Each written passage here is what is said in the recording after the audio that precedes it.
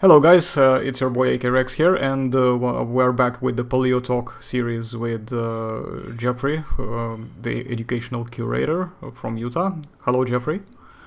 Eddie. Okay, so shall we just jump into it straight away? We wanted to talk about this whole craziness going on about uh, the ancestry of dinosaur integument and whether or not their common ancestor was for all ornithodyrans, really, whether or not it was feathered or filamented or scaly, or we simply just don't know. So, do you want to do us a little bit of a general intro for this, and then we will actually jump onto some specifics? Yeah. So this is kind of a controversial sort of a thing. You've got a lot of people forwarding the idea that dinosaurs have been ancestrally feathery based on a whole lot of different fossil discoveries in the past 20 years or so. And there are some people who are saying, whoa, yeah, we found this fuzz on all these different kinds of dinosaurs, and therefore it had to have been in the ancestor. And then you've got a bunch of other people saying, now hold on there, data does not lead to that as a solid conclusion. But what does lead to the solid conclusion? There's an interesting study with a follow-up. It was done by Nicholas Campione, Paul Barrett, and who was the other guy? Let me look that up real quick. I want to say Rahut, but I'm... You can use the text chat in the the live session questions and answers, and if you want, feel free to just type it there if you want. So I'm almost there. David C. Evans. There we go. Okay. Right. David Evans. They did this study back in 2015, trying to figure out the probabilities of that based on the fossils that we have, and they had their conclusions. People said, well, what about this? What about this? What about this? And so they took those into account and published a follow-up this year, and came to pretty much the same sorts of conclusions with some interesting variations on the results. And then just to kind of put a cap on the introduction, I guess, if anyone is interested, there is an excellent YouTube video where Barrett was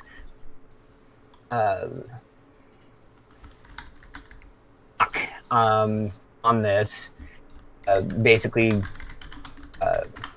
in what the results were, and it's a little bit easier to follow than the first. So if you're going for that, head to YouTube and look up "Those Feathers Won't Stick." That's what he titled his presentation on. So that's the basics. Yeah, even the original 2015, which I think was titled something along the lines of evolution of epidermal structures in dinosaurs. It's a long name, but it's actually, you have actually introduced me to this work originally when in fact, this may have been our introduction to one another as people generally. I think we met on the premise of discussing that paper, now that I bring back some memories. And which is quite interesting, because previously when we were talking about and trying to remember how me and you got introduced to one another originally, I kept forgetting exactly what we were talking about, but it brings some memories back to me now that one of the things that got me hooked, and we eventually just took off and started talking a lot, was you dropped me that paper with all this statistical analysis that they've conducted at the time, of course, and that was obviously 2015, so that's before even Bell et al. 17 hit the shelves, where they properly described all of these fossils of the Tyrannosaurid scales, which is interesting because even this 2015 study actually references these remains too, although does not describe them in detail. Yeah, so this is kind of the follow-up to that, and shall we dive in? Yes, shall I bring up this quick screenshot? In fact, I'm going to drop it here quickly for people, and just gonna... crap, where is it? Paper. The local paleontologist says, smite 'em. Yeah, I'm actually wondering when I'm while I'm looking, for the right folders and stuff where the file is, whether or not anybody noticed anything funny. For example, some funny folder names, about where I store some of my info or so-called dirt, on different people, because they're gonna be rewatching this video, or whether or not I may have potentially, I don't know, accidentally revealed if there was a secret porn stash there, but although it's not in that same folder, but I don't think so. Well, I bet people gonna start asking questions later on. Some of them will, and somebody's gonna roast me over this. Somebody's definitely gonna roast me over this. I'm just waiting. All right, so yeah, this is the screenshot right here. I shared it in the chat of the session, and this is actually a fragment of this very big, long literature piece. And the reason I'm not sharing, obviously, a big portion of it, it's because I want to say that it's a good idea for people to actually support the work and just purchase the book. So by the time we finish this video, I'm likely gonna be able to find maybe a couple links there and then of where you can purchase it, and include them in the description of the video. But let's zoom in to this screenshot and quickly have a look. In fact, I've got it right here. And just quickly have a look. I'm on page 235, which is what it's titled. I think it's the chapter 12 on the ancestry of feathers in Mesozoic dinosaurs. And the reason why I specifically captured those pieces is the taxonomic considerations, which is quite interesting. And also there is a part of the page that's at the very left side of it at the top, where they say that they've ran several analyses of how they went about it. Then we've got the conclusions as well, and there's lots of pieces here that they cite in the process. So one thing that I wanted to specifically point out, which I found very interesting, is how they say in the last paragraph, although the combined presence of filamentous structures in a majority of theropods and a minority of ornithischians makes it tempting to infer a covering of quote-unquote, by the way, feathers for the ancestral dinosaur on a basis of simple phylogenetic bracketing, and then they cite a few pieces in the brackets there. And then they say the interpretation actually conflicts with empirical and modeled data on a phylogenetic distribution of archosaur and tegumen types. Irrespective of the preferred phylogenetic framework, the outgroup condition in pterosaurs, or whether any one major dinosaur lineage had as yet unknown late Triassic feathered representatives. So although support for a feathered dinosaur ancestor remains a plausible hypothesis, it requires stronger empirical evidence, namely the unambiguous documentation of filaments or feathers in multiple late Triassic dinosaur lineages. In other words, it's one of those classic examples when I think we are seeing that people take plausibility for granted, and because, let's be real, we're human beings, we're not very comfortable with the idea of, having something that we cannot really confirm or conclude definitively with a proper full stop at the end, right? We always want to have a solid, definitive yes or no answer and conclusion, which is part of our human nature. However, as part of being in a paleo community and just generally in this hobby. I call it hobby because for me it's a hobby. I'm not a scientist or anything. I don't work in the paleo. I just do paleo art, and I just like the subject, so therefore it's a hobby for me.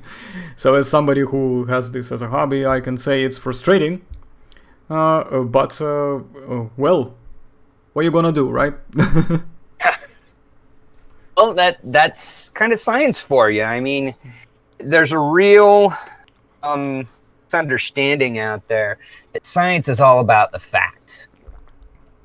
Oh, yeah, we're trying to discover facts. We're trying to, empirically figure out what we can put together and understand about the universe in an objective way. But people don't seem to understand is that in order to make that process run, there are tons of different kinds of ideas that are involved, and a lot of them aren't facts. A lot of them aren't even empirical or something that you can test that way. And so unless you're familiar with these different species of fact, or different species of idea, I should say, and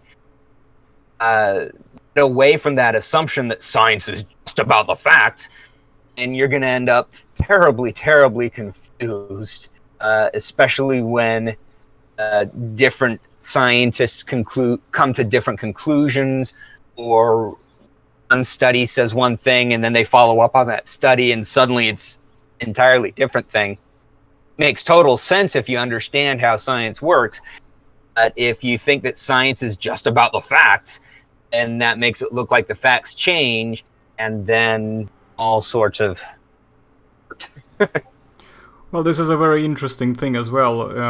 It's not really that the facts are changing. The raw facts, regardless of our knowledge of them, are actually constant.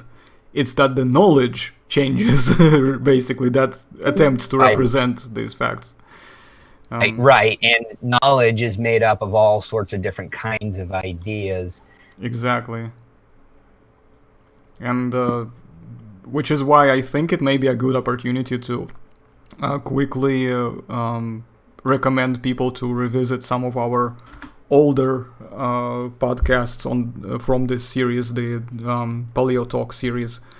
Specifically the first one, where we dive into the idea of proof versus evidence, what's the difference, how do you apply the terms, and common confusions that happen, which I have been a personally, I would say victim of, although I don't like that rhetoric, but you will probably understand what I mean by saying that.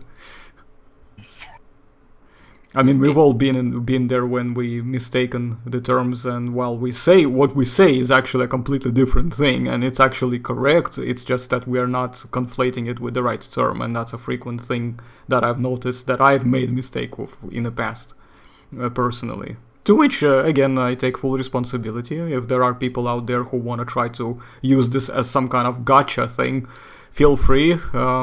You'll only embarrass yourself, because I own everything I say and I own everything I do, so you can't get me. Well, in any kind of intellectual inquiry, if we're going to be honest with ourselves, discussion is not going to lead to an ultimate truth of how the universe operates. It's always going to be process, and ideas will change over the course of that process. So I don't know why we have this kind of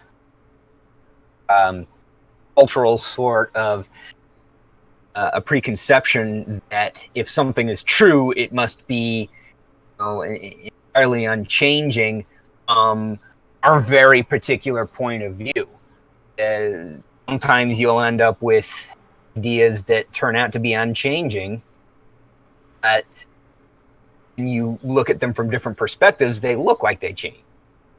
Vice versa. Sometimes ideas look totally solid are going to change quite a bit. For example, the Riskian Ornithischian classification of dinosaurs, putting them into those two groups. decades, people looked at that as like, this is rock solid.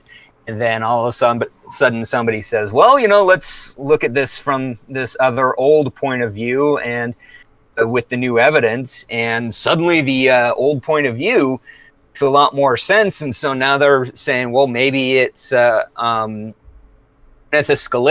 and Sauropoda.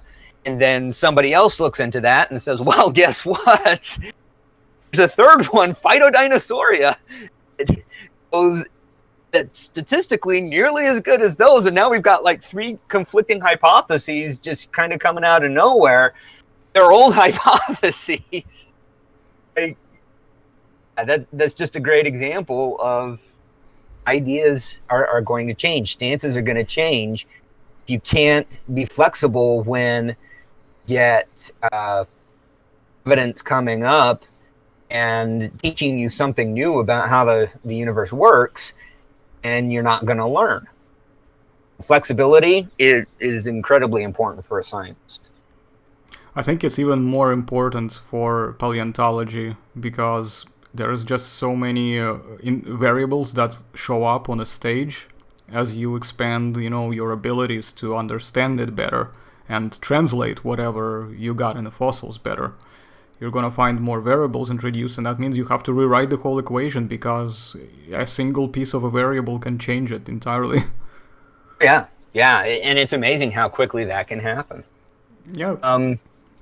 So kind of in line with the introduction a bit and what we've been talking about here, I'm just going to post this little theme.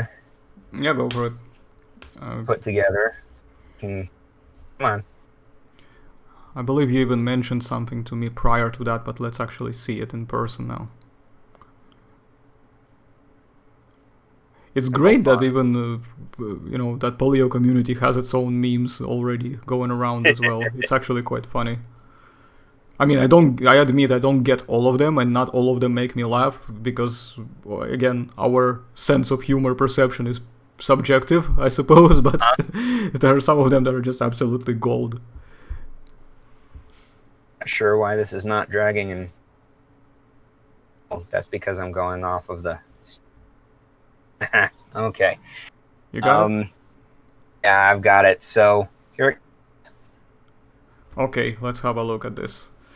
All right, so this isn't going with this particular paper we're talking about, but it does go straight with the topic. Cites actually 3 different papers that have been talking about the possibilities are for the early origin of feathers, possibly as far as the early Triassic, definitely predating dinosaurs. That's the idea that people have been forwarding. And if you look at how they talk about it, highlighted in here. If there's 4 ifs in there, and that's not counting the ifs next to the sumo wrestler guy and the sci-fi thing. Right, that was an old Sci-Fi Channel promotional bit there, but kind of the point is that a lot of people have been citing this as if it were already a scientifically established fact. In fact, there's an Earth Archives article that goes so far as to say this is the new reality. This is what people need to. Sorry, hang on a second.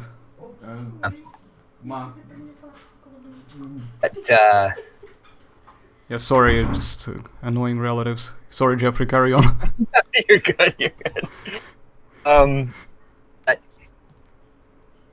Here you have 3 different scientists. Now we've got the study that we're talking about, all of which have been qualifying that idea as this is just a hypothesis. Maybe not even a hypothesis. It's a big if. And where you've got the scientists talking about this in a cohesive, consistent way, I'll go so far as to say the consensus is that this is one of those ideas that is not fact, that we are in the process of testing. So first off, if you want to say that feathers predated dinosaurs, here's the reason why you shouldn't be jumping to those conclusions. I like that at the very end of it, we have a bunch of ifs, but at the sci-fi bit, if it's actually a misspelled version of iffy. Yeah, it's very iffy. It's very iffy, yeah. I'm almost tempted to think that it was not accident that it was highlighted. Well, that's more because I couldn't get the circle where I wanted to with the font and everything. But anyway. Yeah, exactly. That is kind of what Campion et al. Here is coming to the conclusion with that section that you read. And, well, is it plausible? Sure. There's reason for us to consider this idea. But is it likely? We've crunched the numbers, and it is not likely. There might be data out there that end up contradicting this. Thing that we find in the future. That's just scientists keeping an open mind, and this is how we talk when we're trying to keep an open mind. But right now, the maths and the evidence, actual physical, measurable, independently verifiable evidence is saying, oh, we don't have reason to conclude that at this time. It's worth mulling over, but it's not likely. And that's the other point. We have been, and I think we will find that in our Paleo Talk series, since it's becoming somewhat of a thing now, where we just sit down and just talk about some random Paleo stuff. And we will frequently bring up the same example. Might have been does not equal to was full stop. That's not the same thing. So it's one of those things I find it... I mean, I laugh all the time when I have to remind this, but it's important because sometimes we have new viewers and sometimes, they might not see previous videos, so I don't have to always refer to them. I always like to occasionally bring up some of the old stuff we have established to refresh some people's memory and give them a bit of a feedback. But once again, wanted to say, please revisit some of the older videos from this series, Paleo Talk with Jeffrey Bond, because we cover some topics in more depth there, which will help you make even better sense of what we are talking about here right now. It's not, I don't find this particularly difficult, but it just will make a lot more sense to you, those who are literally maybe even new to the channel. Just thought I'd put that out. And so it's very revealing how people will phrase it too. Like, language can be very revealing, and the English geek in me just is having a lot of fun watching people talk about it. You'll see people phrase things as possible, like that's it. Like that somehow proves something, and or at least wedges the door open for them to say whatever they want. But not even all possibilities are created equal. No. Here's a study that's done the math on it. It says possible, sure, but or even look at Bell et al. 2017.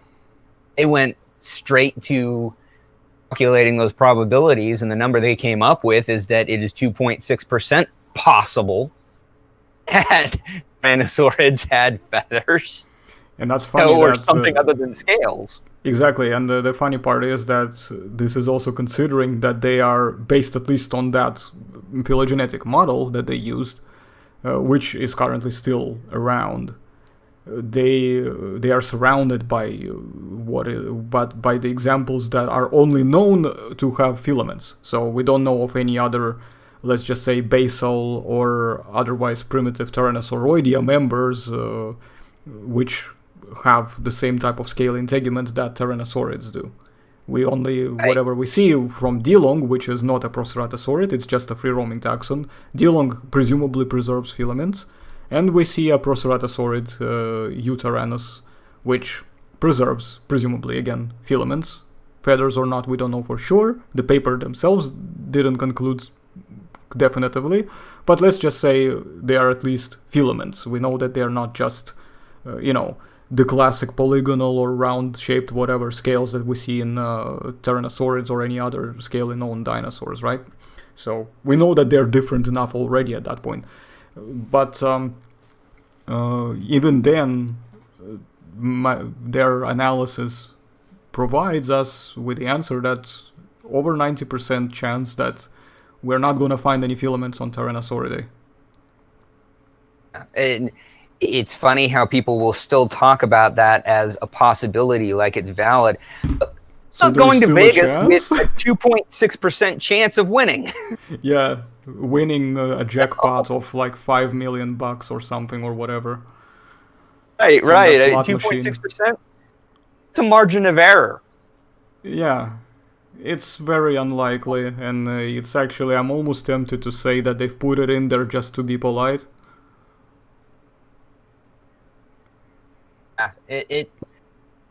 That's one of those things where I always encourage people to try to get backstage on the conclusions of these papers as much as possible. Their veracity is going to depend on the methodology that they use to reach those conclusions. And if the math ain't working out, it doesn't matter what sort of a number they give you. Not accept that as a conclusion, or there's going to be something there that's going to qualify it, like this meme shows. If you've got a lot of scientists that are coming to the agreement of this idea, it's an if. Oh no, it's an if. Thing that is currently being tested. Don't describe it as a fact or jump to that conclusion. It's essentially basically presenting a work in progress as a final product, which it is not. Right. And the Campione paper here, Campione et al., it's pretty much saying the same sort of a thing, only it's taken it another step. I look at the dates that these are under. There's a lot of work in progress. One study is going to come to different conclusions based on their data set, and sometimes they're working off of the same data set as other studies, and there is some overlap. But none of these cited here are really looking in depth. Each of these studies are either posing the idea and fleshing it out a little bit, so not even coming to a definite conclusion or really even putting any tests out there. They're just putting their thoughts out there and saying, hey, here's something that we need to test. Or they're including that as part of a review of larger overall material. What we're seeing in this Campione study is an actual test. I hesitate to say that it's an experiment because it's not an experiment in the classic sense, but they're doing these comparisons. They're using statistical methods in order to test the plausibility of that idea, and they found that it's possible but implausible. They've got numbers to back that up. This is the second time that they've run those numbers with different conditions, and the possibility of a fuzzy tyrannosaur ancestor, not tyrannosaur, fuzzy dinosaur ancestor, just getting more and more implausible.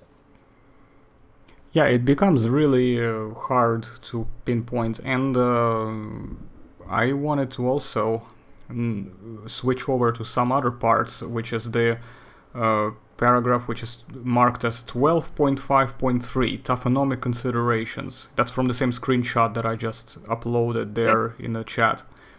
And there is a bit there where they cite basically some arguments for presence of both scales and filaments in the same taxa. And they gave example of Juravenator, Psittacosaurus, and Anchiornis, and then they proceed saying, indicates that the apparent lack of filaments in animals that preserve impressions, ceratopsids, hadrosaurids, of scaly skin and these coarse-grained sediments could be the result of unspecified taphonomic process. However, recent discoveries of several ornithomimid specimens from late Cretaceous of Alberta show that fluvial, I think, sediments. So fluvial just means like a Fluvial, flood. There's moving water Right. going on. So we're talking about like rivers and stuff.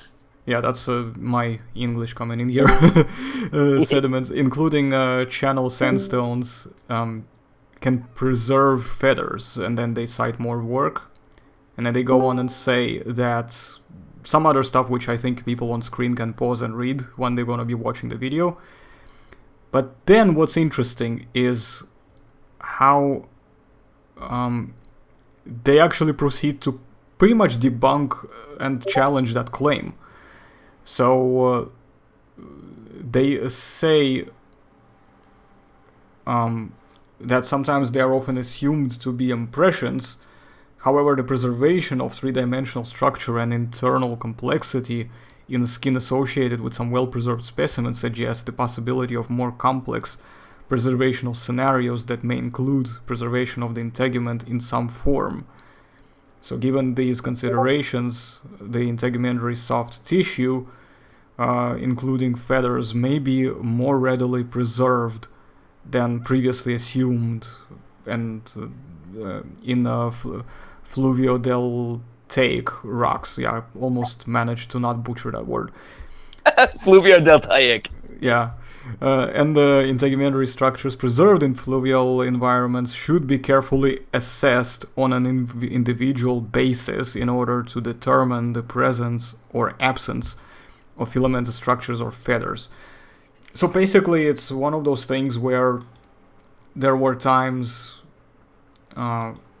when we've seen, this argument about, oh, these ones have been found together, and therefore they must be possible for them to have both scales and feathers in this type of arrangement, and etc. But this implies basically, and I believe that if you read the full version of this book and paper, which I cannot include here because I want to actually encourage people to buy the full version, because it's a good piece of work and I think people need to support it. So I will include, as I said, the link, but they address it in more detail, I think, in the paper, where they say that there is a clear pitfall with this argument of having multiple integuments and how they are arranged, and the most important pitfall is the lack of understanding of the nature of the diversity of integuments, which we may not even have any accounts for in the present day to compare with. So we don't even know whether that lineage evolved into feathers or whether that lineage was its own lineage, which evolved independently and then it just got extinct in exactly the same independent manner without leaving anything to take over directly from it, Right, and that's a really great point. You've talked about the taphonomic considerations, talked about the morphological considerations. Deeper you go in this subject, the more variables you see, just layers upon layers upon layers of variables that are going to qualify your conclusions, or I should say anybody's conclusions. You read papers that are claiming to find feathers on taxon X, like say Psittacosaurus. Psittacosaurus has, at this point, about 14 species. It is by far the most speciose dinosaur known to man. And it's also a really, really common dinosaur. We have possibly thousands of specimens. And out of all those thousands, They probably bred like rabbits. That's why we have so many. we have fossils of this of adult individuals of this species surrounded by like 20, 30 babies. I think one study actually concluded that they might have had some kind of a child care sort of behavior. That's one explanation of the fossil. I'm not sure how well that's been tested. In any event, we have skin impressions on some of these other psittacosaurs that show no sign of feathers or filaments or anything but scales in the same area as this one particular fossil. And so they've been interpreted as types of integument, and they've been interpreted as feathers. There's the key word. Interpreted. What they actually are. I haven't tested that yet. We don't have the techniques yet. We're pioneering this entire field, and there's a lot still needs to be learned. A heck of a lot.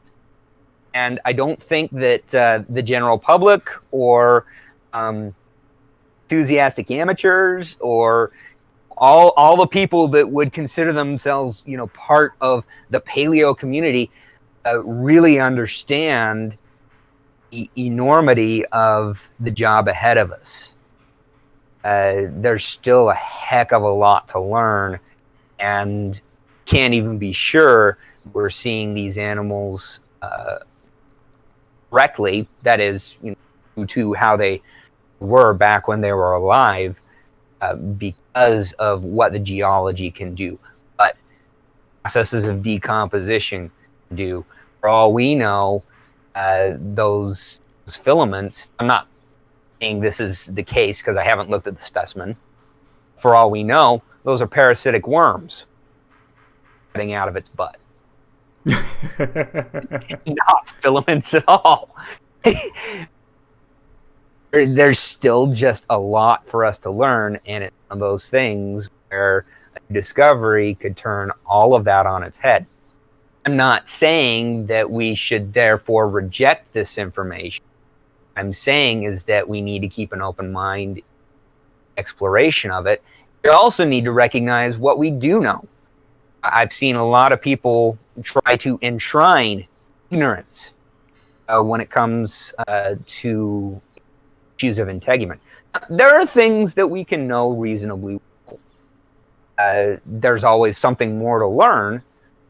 But there are things where, we can take this evidence, we can put together models, and then we can compare those models and see which one is the strongest with the data that's available. Perfectly fine. And sure, we can admit that there are other things that are possible. Is hypothesis X is the null hypothesis because it is the best supported. There's another thing about this that you brought up about when you said you haven't seen the specimen. This is funny part. There has actually not been any direct assignment of that particular specimen to any particular species, so we don't actually know if it's completely new species or whether it already belongs to any of the existing species that we already know and have described. And the other thing I wanted to notice and focus on is the fact that that particular Psittacosaurus is a single specimen, and we do not have any more of this reoccurrence. So this is another question that it raises, whether or not it's a specific, possibly specific to species. I would not yet stretch this as far as saying that it's universal to all Psittacosauridae, because it's just not possible to test that hypothesis, and at the moment I would be more inclined to reject it. I would be willing to go as far as saying that this is either specific to either already known species, maybe a characteristic of completely new species, or it could be sexual dimorphism. It could be any number of things. And if we can't identify it to species when we've got, a pretty clear catalog of species and identifying characteristics for this genus, that says something about the kind of information that we can glean from this particular specimen. How can you identify that as integument if you can't even identify the species? You might be able to do that. Absolutely. But it's something where a little bit of healthy skepticism is very much apropos. If we start finding other psittacosaurs from area or from different areas that have same kind of a feature to them, that's when we can start saying, okay, here's where this hypothesis might have additional support, or here's where we can throw this idea a little bit farther now. We can trust it a little bit better. So that's kind of where we're at. Scientific knowledge is pretty plastic. There are things that it can do, there are things that it can't do, and it really helps to keep that in mind as you explore it, so that you know exactly how to navigate it. It's another funny part that you said that there are things that it can do and there are things that it cannot do, or at least cannot do yet. And the coolest thing here is just don't be tempted to think that if there's certain limitations to a specific method, that all of a sudden the opposing point of view automatically becomes the right one. It's one of those things where, for example, just because we are yet unable to uncover or test certain hypotheses, does not mean that the method ultimately is flawed. It just means we need maybe more material so we can use that method more reliably. So that's kind of one of those things that I wanted to address, and it's just generally in life overall, you will find that there is not going to be a one-size-fits-all method to be able to answer every single question, whether it's a philosophical, religious, scientific, proof, mathematical-based, whatever, evidence-based. It's never going to be one of those that will sufficiently answer all of them. That's just how it is. They all answer different questions differently, and perhaps to different degrees of satisfaction, which is obviously at this point becomes a subjective matter. Yeah, it's good that you point out that we've got a toolbox of intellectual discipline, and we have to work in concert, or we can't understand the universe around us. That's one reason why there's so much of folklore in science. And yes, I did just nail that thesis up on the Wittenberg Chapel wall. There is folklore in science. I'm gonna go into all the evidence backing that up. But kind of need that because folklore is there to organize people. You can't organize people's behavior. You can't conduct science without being able to get people to work as a team. The scientific method does not work without multiple people working together. Exactly. We need the folklore, like it or not. Just need to make sure that we don't confuse the folklore for the science. Yeah, exactly. Yeah, but that's the thing. I mean, we kind of just have to acknowledge that we are going to be criticizing certain aspects of different things, and if there are people who are just going to take it personal and choose to get offended over it, this is just something we cannot help ourselves. There's no way you can. I mean, I could literally just sit here and just keep talking, and somebody will get pissed off at me for whatever reason. Maybe my accent or my voice pisses them off. How can I possibly help that? And I'm talking about something ridiculously extreme here, but it's still possible. So we cannot simply participate in an honest intellectual discussion without the risk of potentially pissing someone off.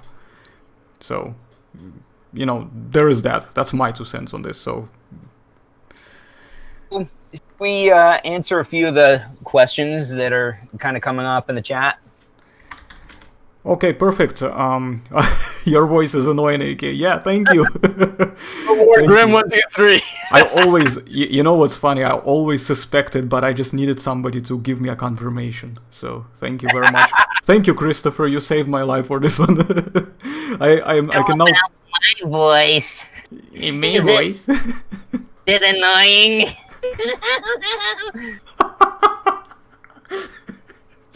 You should do this, voiceovers for this game that I'm playing, Mordhau, where they have these really funny voiceovers and laughs and stuff like that for the emotes. You could totally do some really crazy stuff there. I'd love to do some voice acting. Yeah. Right. We need to do something like an Indiegogo campaign for you for some project of some sort, so that we can get you as a voice actor.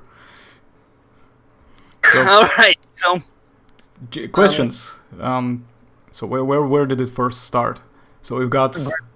He's got one up here. Picture of Nyasasaurus, and I say that loosely simply because Nyasasaurus is neck bone fragments and a few bits of limbs, and that's about it. I'm not even sure that it's a dinosaur or not. Interesting thing about Nyasasaurus is that if it's a dinosaur, it's an ornithischian. If it's the oldest dinosaur known, and that really kind of shoots down the Ornithoscelida hypothesis there, because one of the foundational elements of that hypothesis is that Ornithischians were latecomers. They branched off of theropods, but Nyasasaurus as a dinosaur, that turns things completely on its head. Thing is that we don't know. Bones with some Ornithischian looking bits on them. I mean, do we even have enough info to understand where did it come from? I've never actually heard of this taxon. It's quite interesting. That's Southern Africa. Southern Africa, I forget exactly where. It's a good one to look up. Definitely kind of a mysterious little critter, and I'm hopeful that people can recover more bits and pieces of this guy at some point. Be really interesting if it is among the dinosaurs, though. Other identifications that it might have, I don't know if anybody else has heard of these guys, but I know I'm going to be mispronouncing them. Silosaurids or Silosaurids. Right. These are dinosauromorphs that were considered possibly ornithischian ancestors. They do have bird-like hips.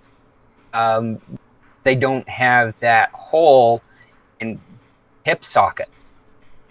And they don't have enough of the features to really count. So the hypothesis has been largely rejected.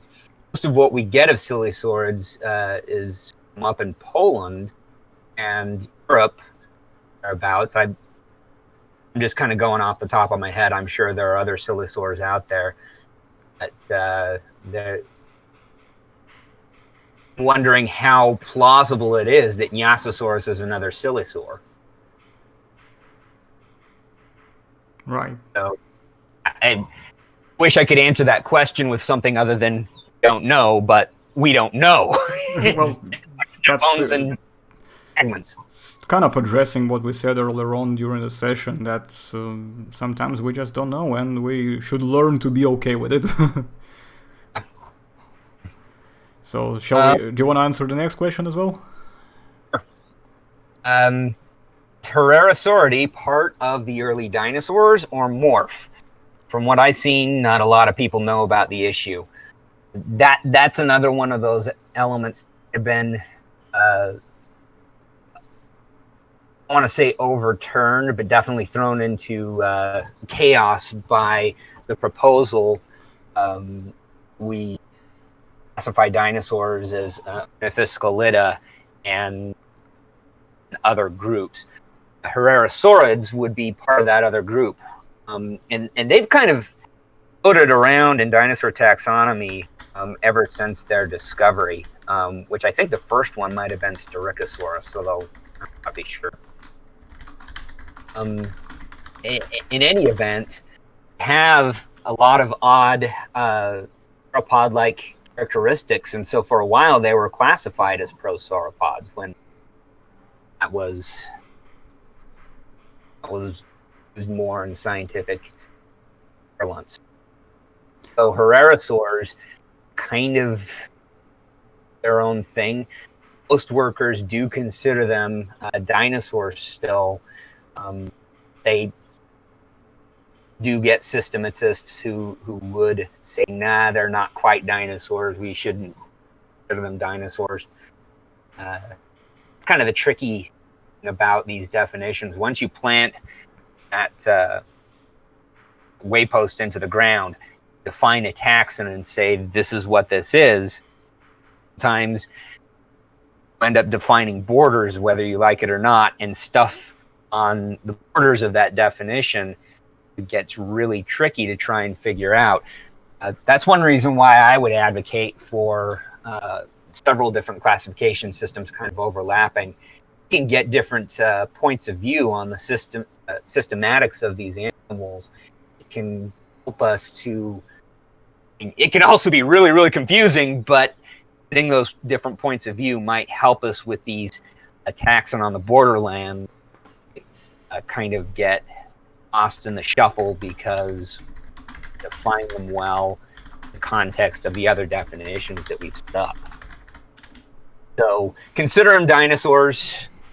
That's probably what they are. They generally do have that hole in the acetabulum, which is an important dinosaur feature, a defining dinosaur feature, and a lot of other features in common with other dinosaurs. Herrerasaurids at one point have been basically lumped with theropods a while back as well. So there was a thing that, just like there was a thing at one point that Tyrannosaurids and all of the Allosauroids and Ceratosaurs and all of them lot, they were all just Carnosaurs, just all of them together. There was a thing as well. When I was growing up, I actually remember books, old books from there, where they literally outlined them like this. And there are still some workers who do consider them theropods. There's good reason to consider them theropods.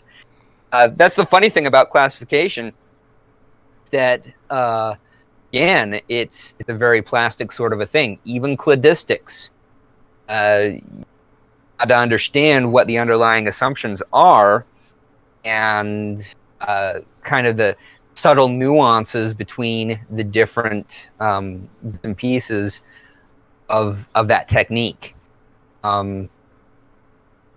For those of you who don't know, AK Rex and I are administrators on a Facebook group called Paleontology World. I just posted there kind of a primer for scientists on cladistics. And it's an excellent read. You get only a few paragraphs into it, though, and you can definitely see why nuance is a very important part of being able to run that technique correctly. There is a difference between a cladogram and a tree. And not talking about the organic, going in your backyard kind of a tree. Talking about these charts that you see in all of these things, studies that are supposed to prove something. They're not proving anything, maps, and they might be inaccurate. I guess I better not name any names, but I do recall getting into a conversation with somebody on one of these other Facebook forums about exactly how reliable cladistics is for predicting different features on different fossil animals where we've got complete information. Jeffrey, Yes. Can we even potentially remember how many times and where and have enough fingers to count on toes and hands to remember when we had to argue with people about cladistics and their nature overall and their position in this whole debacle. Can we? Very true, very true. I'm thinking of one very specific instance, and I'm not going to say this person's name. Yeah, well, I mean, if the said person watches the video and decides to out themselves by saying, "Oi, like, why are you doing this to me?" then, well, that's on you, mate. Because we didn't name you, you just gave yourself up. So, I remember this person saying, directly, quote, "Cladistics produces inferences, and inferences are not up for debate." A, yes, inferences are up for debate. And B, cladistics does not produce inferences. It produces models which need to be tested against physical evidence. physical. That's why, guys, those who are watching, sorry, repeat after me: physical, empirical, quantifiable, verifiable, independently evidence. yes, independently scientific evidence is, and that is the gold standard that everything needs to be compared against.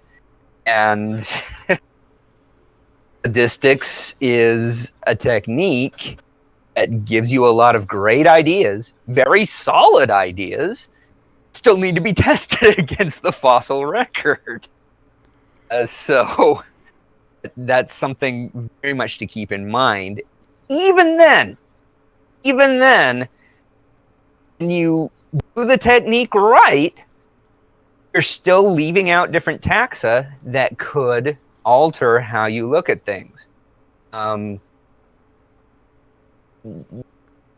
Decisions that are made on which fossil taxa you include, how you treat them, it's all enormously complex. And if you don't take it step by step, you don't understand each step by step, and you're going to come away with it with a very different impression of the information that it produces. Far too many people don't understand those nuances and then just jump into it and say, well, this is a fact, it's been scientifically established, when actually it's very much not a fact. Herrerasauridae, are they dinosaurs? Probably.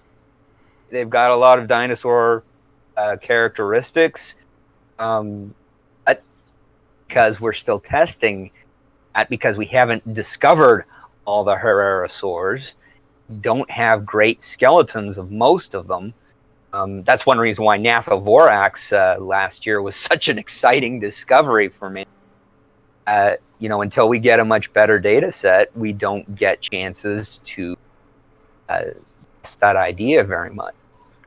And sometimes even when we get a great new discovery like Nathavorax, it still doesn't clear up a whole heck of a lot. There was another thing that I basically wanted to ask, which was my next question, but you pretty much answered it by saying that I wanted to know whether or not we actually, despite Herrerasaurus being frequently mentioned and known overall in the literature and in the community, how many actually well-completed remains of Herrerasaurus do we know? That would be something that I'd have to review. If anyone's interested in researching that for themselves, I would recommend the Paleobiology database or fossilworks.org. That can give you specimen by specimen information, including where it was found, where it was published on, and help you to figure out just exactly what specimens we got. There's at least one, the holotype. I think there is more referred material. I don't know how good it is or how good those referrals are. I know that we don't have a lot of it. Don't have a lot of any Herrerasaur. I know that Styracosaurus, we've only got one. Nathavorax, we've only got one. Those are only the other two Herrerasaurs that I can think of off the top of my head. Herrerasaurus was found in Argentina, if I remember correctly, right? Yeah. In a similar location to Eoraptor, so I want to say, more in the of the Valley of the Moon, or however you translate that in Spanish. My geography is not the best either, so can't remember. I noticed that I can actually pronounce the Hispanic languages, and I'm actually not bad in Italian if I really try hard. Although for the said people, I probably sound a little bit ridiculous, but many of them have complimented on me for that. Definitely better pronunciation than my English. Just saying. Yeah. But yeah, I've seen. Yeah, go ahead. Now, I've seen a bunch of different little typey thingies down at the bottom, but I haven't seen anyone actually look up the gumption to finish the question. Shall we start to wrap things up then? Let's quickly address a few things at the bottom and then just, and wrap up after that probably. Righty. You go ahead. You're the guest, you get to go. What am I wrapping up again? We're looking at this. See at the bottom, Grim has posted, "What's up with early crocodilomorphs having theropod features?" So, how did I miss that? Yeah, do we can we address it, or do we need maybe a bit more context in terms of what theropod features are we talking about? We just needed to scroll down. Didn't realize there were more questions. Sorry. There's not as many questions as more just people talking stuff, you know. Why don't you lead with the crocodilomorphs? Well, to be honest, I mean, for once I wanted to ask to specify in regards to what features are we talking about, and because that might potentially give us both a chance actually to address it, to establish the importance of the said similarities of the features and their prominence and how much of a role it can play in this. So, standing on hind legs. Are we talking about Postosuchus and the like potentially being able to stand up or rear up or something like that? Are we talking about those families, which unfortunately funny how fascinating I find them generally. I don't actually know a whole lot about them. So, Jeffrey, do you have a lot of hands-on in terms of the families like Postosuchus and the like? Have you? The geography and neck of the woods is not well explored yet. We do have some pretty good Triassic strata here in Utah. There's some better stuff down in Arizona though, and I have not been able to go down there and take a closer look at it. I just kind of trying to read from the way things are written here. If you're considering smog or smock, a crocodilomorph, could be kind of throwing things off a little bit. Crocodilomorphs are not one of these guys that we're talking about. Postosuchus, smock. You had multiple families of those early archosaurs. We're kind of having a hard time figuring out exactly how they should be classified. But bipedal posture, which I'm assuming is one of those main theropod features you might have in mind, those seem to have evolved independently in different groups according to different ways of getting the same effect. So if we're talking about smock specifically, it stands on its hind legs, but it does not do so in the same way as a dinosaur does, or a theropod. It does it in a very different kind of a way called polar erect. Sure, I think Smock's got this. I'd have to double check to be sure.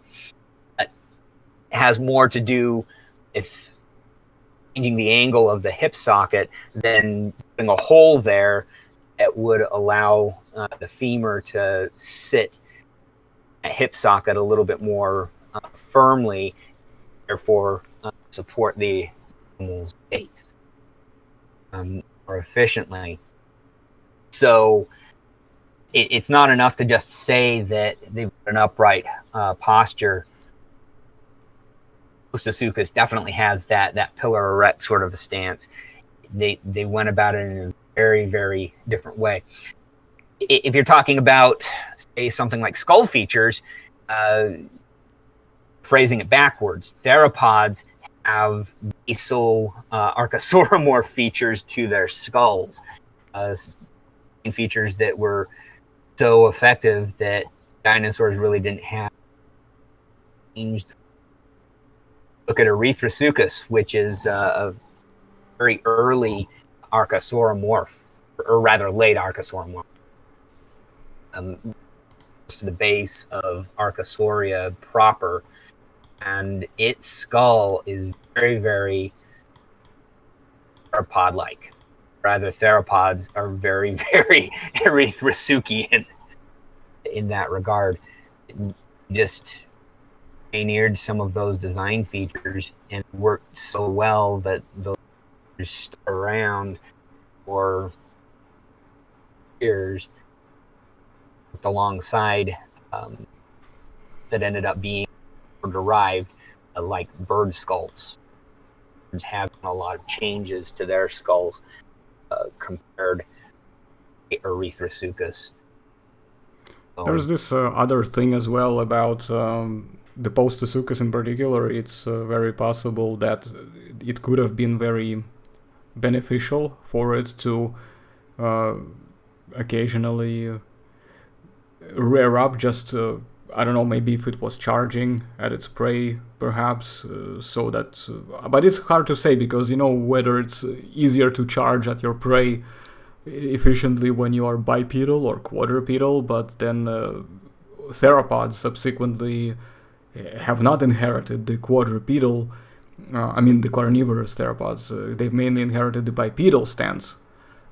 So while they inherited, as you said, the basic skull shapes from these early archosauromorphs. So this is a very interesting thing to look into as well, potentially, in terms of what actually makes a better and more efficient model. So, Jeffrey, I wanted to ask, maybe I can address this one, if that's okay, or you wanted to dig in. There's another question by Waylon. Yeah. If you want to, go for it. Well, I have several things, once again, that I would like to just establish. A recent article. Is it a publication, as in paper, or is it just an article, aka blog post? If it's a blog post, I honestly don't want to waste my time on it. If it's an actual publication, which he says it's a publication, then I'd like to see what publication, and does it actually produce any evidence or results specifically that can support the idea for fuzzy coelophysis.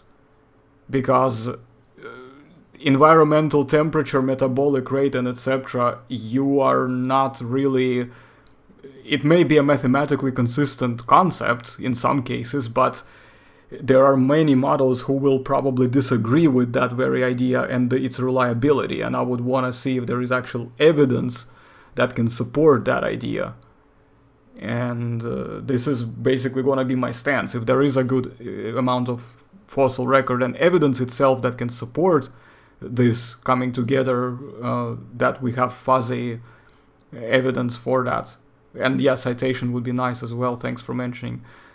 Then of course we'll see, but if it's not really providing that sort of data, I would say that would leave me wanting, and it's just an extraordinary claim which has not produced extraordinary evidence to support that. So, Thanks. Yeah. Thanks for providing that link there. We can potentially leave it for our next installment, since we decided to wrap up, and if we're gonna be starting to opening up and examining it live, we're gonna be stuck here forever. So we're gonna have to really just wrap this up at this point and just come back to it, and maybe use this as our next topic and just discuss this paper and maybe some other things as well. And Be open for that. Yeah, that would be good, wouldn't it? To kind of get my 2 cents on what we've got here, based on your summary of it, Waylon here, to say that there would be fuzzy coelophysoids based on assumptions. Well, there's your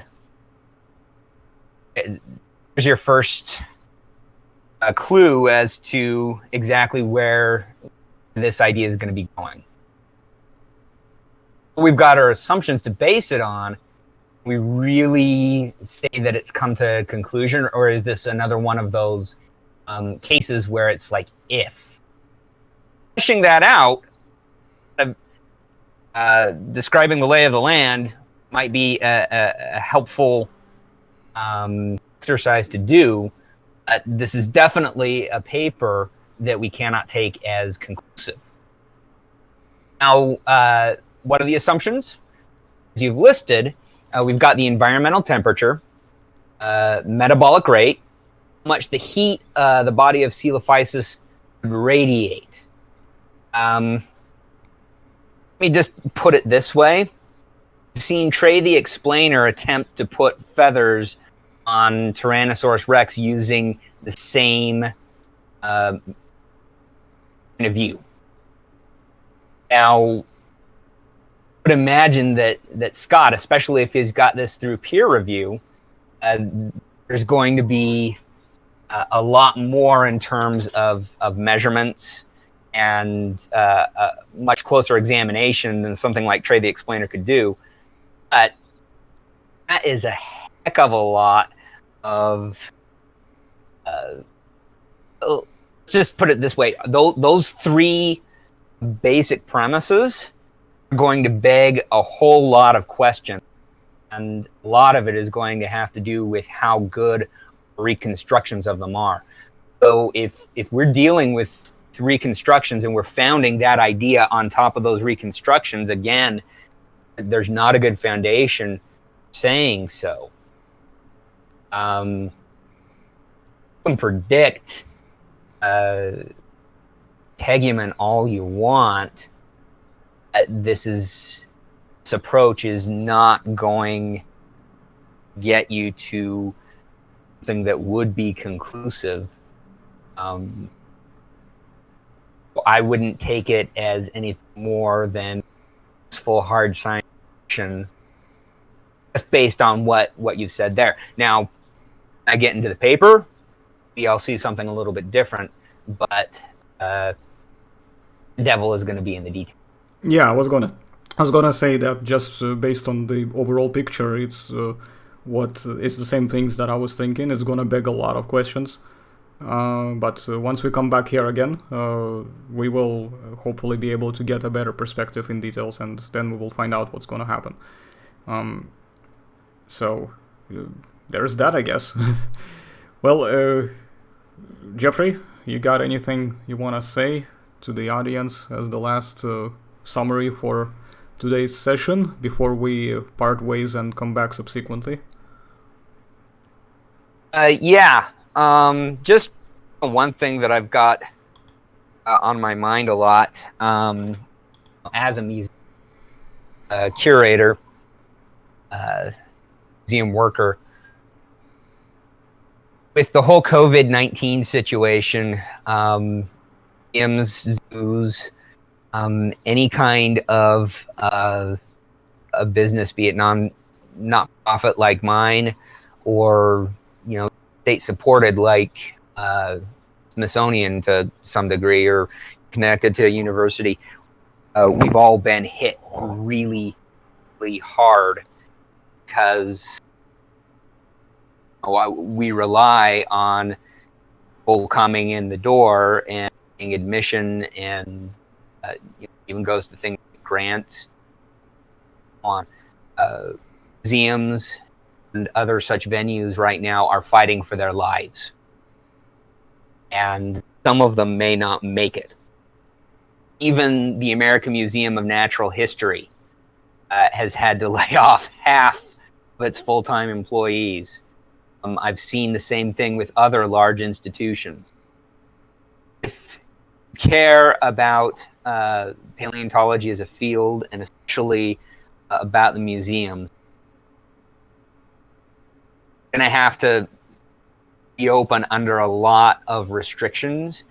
They're going to make it impossible for us to do so in a cost-effective manner. That means that there are some things that you won't even get to see. Might not be quite as good a deal as it usually is. Please, if you love museums, as soon as they open their doors, get in them. Yeah, just rush in. Because might not make it otherwise. Admission now is an investment for the future, and if you don't get admissions now, not be around. So that's kind of my soapbox moment. Yeah, you mentioned that you are going back to work Tuesday? Yes, my own museum is going to be opening its doors then. Even then, it's going to be the outdoor for the park. Indoor part is going to be a phased reopening. Hopefully we'll be able to get it, but we've had to do all sorts of crazy things to try and make it so that it is COVID-19 safe. Things that are mandated by state and department.